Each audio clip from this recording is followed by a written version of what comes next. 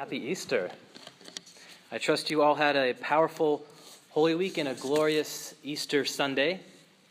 I'm very happy to be with you here on this second Sunday of Easter, which is often known as Low Sunday, in contrast to the great pageantry of Easter Sunday.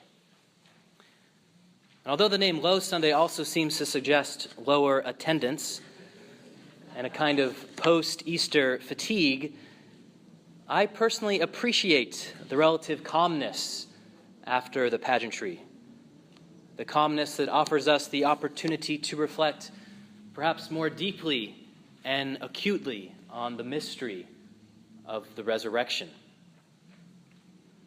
It gives us the opportunity to ask, what does the resurrection really mean for us in our lives today? Today is Low Sunday. It's also known as Thomas Sunday. Today is also the birthday of perhaps the most famous Anglican in all of history. He's not a saint, and he's not someone that we necessarily think of as an Anglican. I wonder if anyone knows who I'm thinking about. Yes, you have to not say that. Close, around the same time. The reason we know that today is his birthday is because there are records of his baptism at an Anglican church, Church of the Holy Trinity, in a town called Stratford-upon-Avon. William Shakespeare. Oh, you said it. Oh, I'm sorry. Good job, Susan. Of course you got it.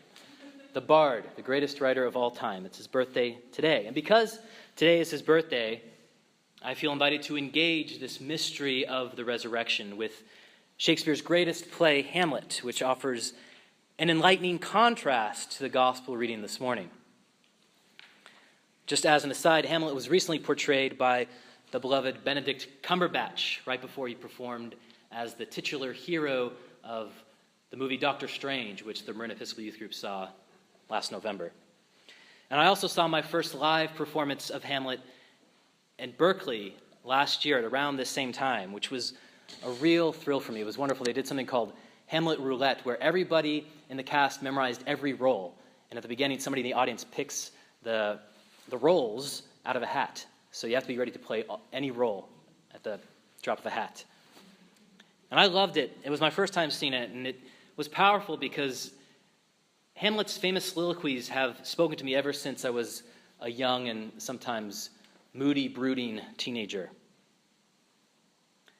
The plot of Hamlet is driven by the appearance of a ghost hell-bent on revenge who appears to his son Hamlet and charges him to avenge his death. And after learning of his father's most foul murder, Hamlet becomes overwhelmed with doubts and questions and indecision. And he unpacks his heart with many words. And then he feigns madness, and then he eventually kills an innocent man whom he mistakes for his father's murderer. And in the end, basically everyone ends up dead, as is often the case in Shakespeare tragedies, showing that violence and revenge only lead to more violence and bloodshed. And the story of the vengeful ghost upon which Hamlet is based has its origins in ancient myths, which often depict gods and kings returning from the dead to avenge their murders or to commission others to do so. What makes the gospel accounts of the resurrection so unique and so radically different from all other resurrection stories and myths is the fact that Jesus in the Gospels has absolutely no interest in such vengeance and violence. The risen Christ never once tells his disciples to take up arms against the Roman oppressors who murdered him. Unlike the ghost in Hamlet, the risen Christ never says, "Revenge my foul and most unnatural death," which he would certainly be justified in saying. And also, the risen Christ has no interest in punishing or severely reprimanding his cowardly disciples, who essentially all abandoned him at his darkest hour, including his close disciple and friend Peter, who publicly denied him 3 times. According to Luke's version, the disciples were terrified and deeply afraid when they first saw the risen Christ. And I don't think that's because he looked like some kind of zombie, but because they thought he was a terrible ghost who would forever haunt them, reminding them of their cowardice and failure, haunting them with the questions, why did you deny me? Why did you abandon me? Why did you betray me? Why did you leave me alone to suffer and die? Instead, the risen Christ appears to the disciples in the midst of their fear and terror and profound insecurity as they are hiding behind locked doors. And what does he say? Peace be with you. Peace be with you. And then he says, receive the Holy Spirit. Receive the Holy Spirit, which will empower them to do what he then commissions them to do. Not to avenge his murder, but to forgive. To forgive. And by forgiving and empowering his disciples and us to forgive, he throws a wrench into the whole cycle of violence and vengeance. Now, vengeance is sweet. We feel justified and righteous and even godly in punishing others whom we feel deserve it. But as Hamlet and history have shown, vengeance and violence only lead to more violence. As French philosopher Jacques Ellul says, violence begets violence, nothing else. And in the Easter story, Jesus makes it abundantly clear that if we are moved and inspired by the Holy Spirit, then we are not to seek vengeance, but rather offer forgiveness. Jesus knows we need the Holy Spirit's help to do that, which is why he breathes the Holy Spirit upon them. To avenge is human. To forgive is supernatural. To forgive is divine. That is what we are called to do as followers of the risen Christ, to forgive. The risen Christ said, if you forgive the sins of any, they are forgiven them. If you retain the sins of any, they are retained. One of my favorite New Testament scholars up there with Scott Sinclair is Sandra Schneiders, professor at Jesuit School in Berkeley. She's pointed out that in the Greek, Jesus literally says, you ready for it? Rebecca can help translate because she's a Greek scholar. Scott can too. Antinon athete tas hamartias, aphentai atois, antinon kratete ke kratentai. Now, the word for sin is hamartia, and that just shows up once in the first clause. And the verb for retain or withholding forgiveness is krateo, which does not necessarily mean withholding. It means holding or even embracing. So actually, Sandra Schneiders suggests that a more accurate translation is, if you forgive the sins of any, they are forgiven, and if you embrace anyone, they are embraced. That is very different. The word for sin is not included in the second clause at all. It is added by the translators erroneously. And what Schneiders points out makes sense in light of the following verses about Thomas, whom Jesus holds and embraces in all of his doubt. Jesus does not necessarily reprimand Thomas. He offers him peace and then also seems to appreciate Thomas's honesty in expressing his doubt by doing what? Inviting him to touch his wounds. Although Jesus says to him, do not doubt, but believe, I do not hear Jesus scolding Thomas because of his doubts. Rather, I hear Jesus leading Thomas into a deeper faith, which he is constantly doing in John, just leading people who have some faith into deeper faith. And actually, a more accurate translation of Jesus' words from the Greek of do not doubt but believe is do not become someone who never believes, but rather become someone who is trusting, become someone who is believing.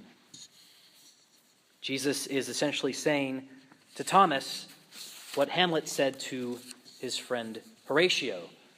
There are more things in heaven and earth, Horatio, than are dreamt of in your philosophy. There are more things in heaven and earth, Thomas, than are dreamt of in your philosophy. Because of Jesus' forgiveness and all-embracing love, Thomas becomes the first disciple to confess him as his God. and thus represents the model disciple, arriving at the very conclusion at which the author of John wants all of us, all his readers, to arrive. As we just read, this is written that you may come to believe that Jesus is the Messiah, the Son of God, and that through believing you may have life in his name. Scholars and readers are always trying to figure out what was the author's intention. In John, he makes it, or she makes it very explicit. This is written that you may believe that Jesus is the Messiah, the Son of God, and have life in his name through believing. Then Jesus asks Thomas a rhetorical question: have you believed because you have seen me? Which he then follows with a Johannine beatitude: blessed are those who have not seen and yet have come to believe. And these words also might seem to be admonishments for Thomas's doubt. However, again, I do not hear admonishment, but rather commission. Which makes sense, because whenever the risen Christ appears to someone in all of the Gospels, he gives a commission to go and share what has been witnessed. Just as he commissioned his disciples to forgive others as he forgave them, so too does he commission Thomas to embrace others as he embraced him, even in all of his doubt. In his personal commission to Thomas, Jesus promises that many who have not seen will come to believe. Many who have not seen will come to believe because Thomas will tell them. And because Thomas will embrace them even in their struggles and doubts, inviting them into deeper faith, just as Jesus invited him into deeper faith. And according to Christian tradition, Thomas evangelized Parthia, a region that is now covered by modern-day Iran and Turkmenistan. And then he traveled further east to evangelize southern India, where Christians and churches today still boast the name of St. Thomas Christians. They trace their lineage all the way back to St. Thomas. And tragically, last year on Easter Sunday, as you may remember, Christians around that same part of the world, even some St. Thomas Christians, were viciously murdered in Lahore, Pakistan, in a suicide bombing. And this year, on Palm Sunday, 45 Coptic Christians were murdered. Several more were injured in the middle of worship by a suicide bombing in the Egyptian cities of Tanta and Alexandria. And Coptic Christians trace their spiritual lineage to St. Mark, who may have also been in the house with Thomas when the risen Christ appeared. And I learned this just as I was on my way to celebrating Palm Sunday at Redeemer. And I invited everyone there to understand our participation in all of the liturgies of Holy Week as one way for us to stand in solidarity with our vulnerable and victimized Christian brothers and sisters, and to mourn and pray for them, just as we remembered the death of Christ, and to stand in defiance against all violent acts of terror. And I will admit that I honestly want to wreak vengeance on such evil terrorists. And certainly we must work to protect the innocent and stomp out evil and terrorism. And at the same time, Christ's resurrection scandalizes me by reminding me that Christ did not come back from a horrific death as a ghost hell-bent on vengeance, like Hamlet's father, but as a glorified, risen body, saying, peace, forgive, embrace. I'm not saying that should necessarily be the response of political leaders whose jobs are to protect the people, but I am saying that is Christ's response. Peace, forgive, embrace. It sounds like madness. And though this be madness, Shakespeare says, yet there is method in it. It was also the response of the early Christians who became martyrs and through their death planted the seeds of the early church. And those martyrs included St. Thomas and St. Mark. It is also the response of those who have practiced creative nonviolent resistance, Martin Luther King Jr., Gandhi, Oscar Romero, who all fought evil with what Romero called the violence of love. Peace, forgive, embrace. And this forgiving response that risks martyrdom is not akin to the suicide that Hamlet contemplates in his famous to be or not to be soliloquy. And it is not the conscience that doth make cowards of us all. It is a radical and robust courage inspired by the resurrection of one who knew that even in the darkest, most hopeless, most God-forsaken tragedies, there is still hope at work that is far more powerful than death. It is a conviction that says with the psalmist and with Peter, who quotes the psalmist in his Pentecost sermon, "You, O God, will not abandon me to the grave. You will not abandon me to Hades. You will show me the path of life." It is courage inspired by what Peter calls the living hope, the inheritance that is imperishable, undefiled, and unfading, that endures trial by fire and produces an indescribable and glorious joy. It is faith in what Shakespeare's Hamlet calls the divinity that shapes our ends, rough hew them how we will.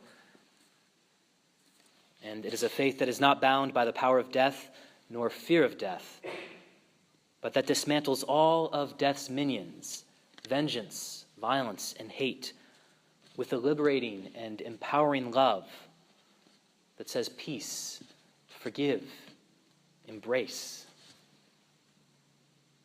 It is a faith that sees the divine method in the apparent madness of forgiveness.